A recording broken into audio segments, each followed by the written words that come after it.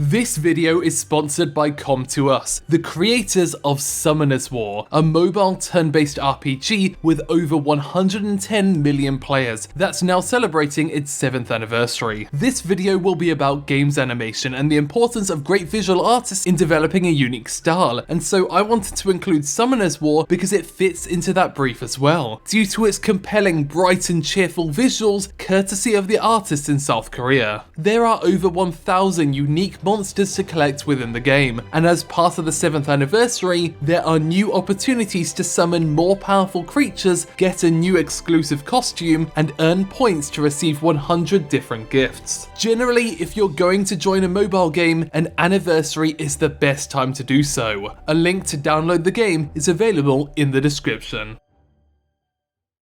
Mankind knew that they cannot change people's minds about 3D anime, so instead of reflecting on themselves, they blamed the medium. Heaven or hell.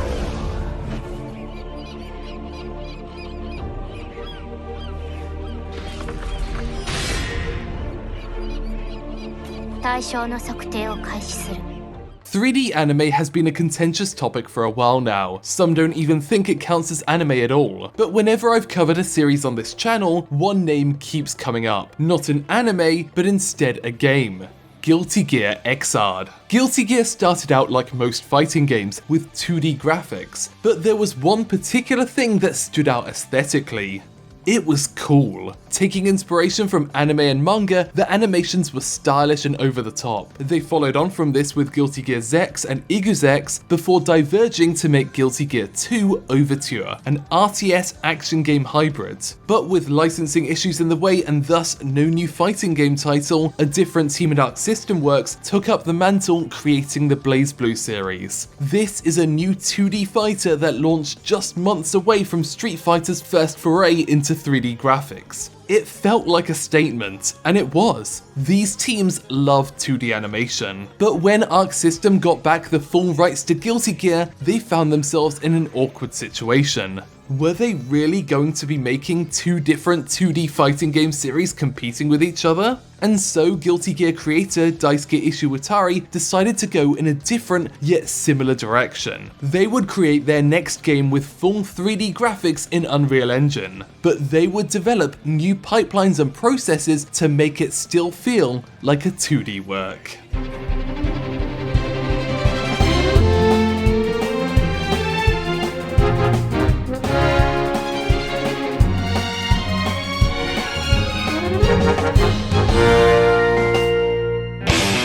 In a talk at GDC, technical artist Junya Motomura talked about developing this style, creating custom shaders, developing new character models, animating everything by hand, and breaking conventions. One of these conventions was frame rate. Instead of running at full frame, they had the characters moving at a variable frame rate, with no interpolation, to make it feel more like anime. Each of these frames were handcrafted, even if that meant distorting the model to get the right effect. This is similar to how 3D anime is created today, but it hadn't been done in a fighting game before. Guilty Gear Xrd's style has been massively well received, and some have wondered what this team would be able to achieve with an anime. Xrd's story mode was originally pretty limited, with it being mostly panning 2D images or headshots, but Revelator got more ambitious, with plenty of cinematic moments that set an example for where future entries should improve from. So I requested a review code for Guilty Gear Strive, and it wasn't to talk about the game. You can go to Maximilian Dude for that. But instead, I wanted to talk about the animation within the 5-hour story mode, telling the story of Soul Bad Guy, that man, and the difficult path towards world peace. This is a fully cinematic series with 9 episodes, no button prompts or battles in between. Arc System Works made an anime.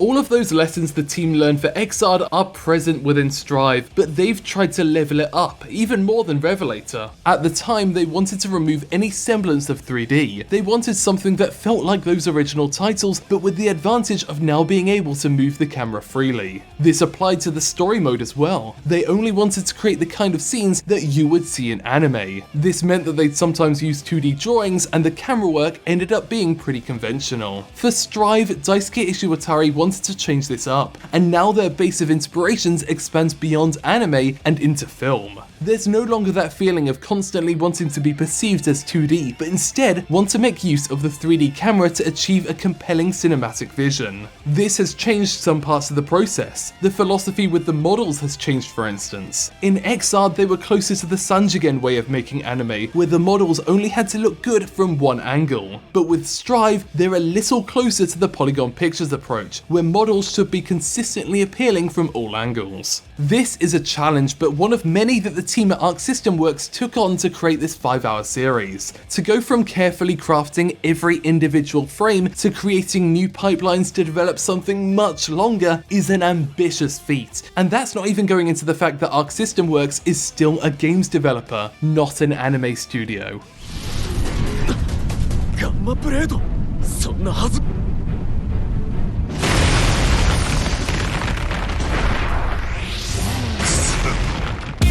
Guilty Gear Strive's story mode is strange, and its strangeness is in its limitations. There are just 4 animators credited, and they were all juggling working on this with working on the main game itself. To compare, episode 16 of BEASTARS has 26 animators credited for just 20 minutes of work. So it's not necessarily the best that this team can achieve, but it's the best that they can achieve under these circumstances. And so, the result is rough. In the game itself, each frame is handcrafted for maximum impacts, but you can't really expect the same to be true for such a lengthy project. In his presentation, Junya Motomura said that they didn't use any interpolation in the fighting parts of Xrd, but the story modes for these games, including Strive, are a different matter. Characters will kind of move from pose to pose, and it will occasionally take the term limited animation to an extreme, which can be kind of weird for 3D. It's worth noting that nobody on staff had experience with anime itself, and it unfortunately does show. There are things that the team has never had to think about before, like, for instance, how do you animate a walk cycle that realistically moves along the ground? It's not actually as easy as it sounds, and most shots where you can see the character's feet can seem like they're either hovering above or slipping across the ground. It's one of many animation errors where they apply the same motion regardless of speed,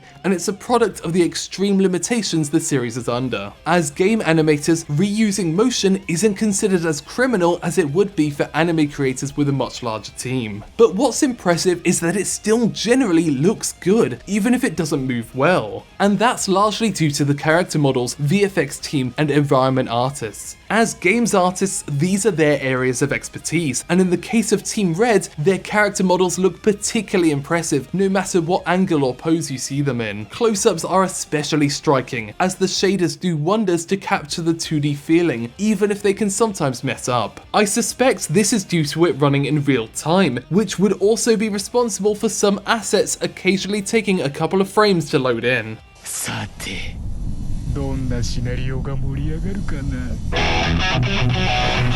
I mentioned before that Guilty Gear runs at a variable frame rate, and that is absolutely true here too. Most motions are at 15 frames per second, but this can go up or down depending on the shot. But the one big difference between the frame pacing in the game and story mode is that during these spectacular overdrive attacks, the frame rate will change within the same shot. However many frames they need to achieve the look they want. But the story mode is less dynamic. The frame rate will generally be the same within each shot, and this can contribute to the feeling of choppiness. Limited animation within 3D is like a magic trick. If it feels choppy and unnatural, then the magician screwed up, and there's really no set rules for how to make it look right. I have a bunch of issues with the story mode on a technical and artistic level, but it does basically come down to a lack of manpower and experience. Akira Katano is an excellent game director, but he's not an anime creator, and it does show. Yet with all of this in mind, it's still kind of incredible. 4 animators, no anime experience, and there's still plenty of great scenes and standout cinematic moments. One of the most impressive scenes is further towards the end, a battle between my favourite character Giovanna and Nagoriyuki, where it really does feel like each frame is handcrafted with smears and an excellent rhythm. It's clear from their work on this scene and the gameplay itself that they understand what makes anime great, but they had to take shortcuts on the series because it was so goddamn long. I want to see them take another crack at it in the future, maybe with shorter episodes and some assistance from anime creators, because we know from the opening and the gameplay that what they want to achieve is absolutely possible. Thanks for watching The Canipa Effect.